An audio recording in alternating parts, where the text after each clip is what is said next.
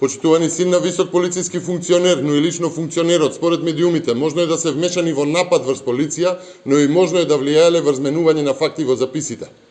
Пред неколку дена, поточно на 3 јуни, пред една скопска дискотека, екипа на ЕБР, извршувајќи задача, фатиле група младинци во раните 20 години како се подготвуваат да конзумираат бела прашкаста материја, за која што подоцна според медиумите е утврдено дека е кокаин.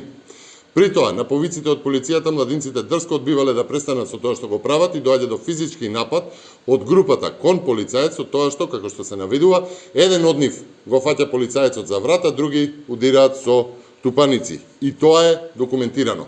Групата е однесена во полициска станица Карпош во 1 часот и 45 минути и тогаш се наведува се заведени приведените четворица со име и со презиме. Но кривично правниот настан, нападот е заведен дури во 6 часот и 30 минути са бајлето и во него се споменуваат само 3 лица. Почитувани, водени од многу големи индици, прашуваме дали при контролата и потоа за време на нападот бил присутен и синот на директорот на БЈБ Сашо Тасевски. Дали и тој во најмала рака недолично се однесувал кон полицијата. Дали веднаш тука се нашол како присутен лично и директорот на БЈБ Сашо Тасевски. Дали во периодот од 1 часот и 45 минути па се до 6 часот утрото на 3 јуни, синот и таткото, директорот на БЈБ Сашо Тасевски и синот правеле притисок врз полицијата и полициската станица Карпош, прво, да не биде запишан синот, а потоа и да се менува записникот од листата на приведените учесниците во нападот врз полицијата.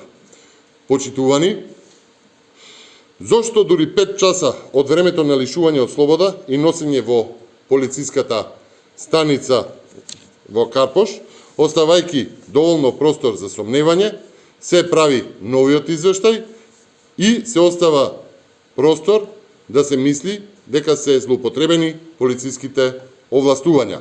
Затоа бараме да постапи јавното обвинителство за организиран криминал и корупција, да има постапка, да се изврши распит и проверка на фактите на полициските службеници, да се потврдат или да се отфрлат индициите за злоупотреба на полициски овластувања од страна на директорот на БЈБ Сашо Тасевски. Почитувани, ова не е прв пат името на Сашо Тасевски да е дел од скандали и тоа да е поврзано со наркотици, пукање од недозволени автоматски оружја или пак дивење и самоволие, а сега и со напад врз припадници од ЕБР.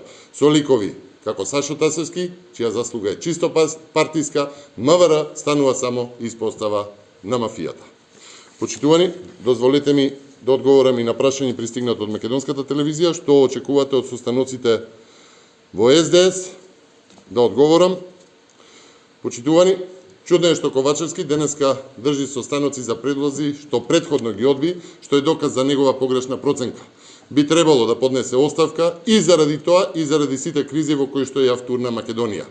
Нервозата е во СДС, затоа што дуи оди во опозиција и дел од разумните во таа партија знаат дека ВМРО ДПМН ќе води безкомпромисна борба со криминалот во сите редови. Ако не грешеле, не треба ниту да се нервозни. Очекуваме Ковачевски да си поднесе оставка. Но, почитувани, најмногу зачудува тоа што само декларирани патриоти всушност сега се борат дуи да остане на власт, а македонците да се поделени. На крај, на памет, немало да ни падне, дека љубовта кон дуи на овие патриоти е толкава што се подготвени државата да ја остават да тоне во криминал и безредие, хаос и безидејност на чело со дуи. Или не се свесни што прават сега, или се дел од мафијашката спрега и структура на чело со дуи, односно поединци од дуи.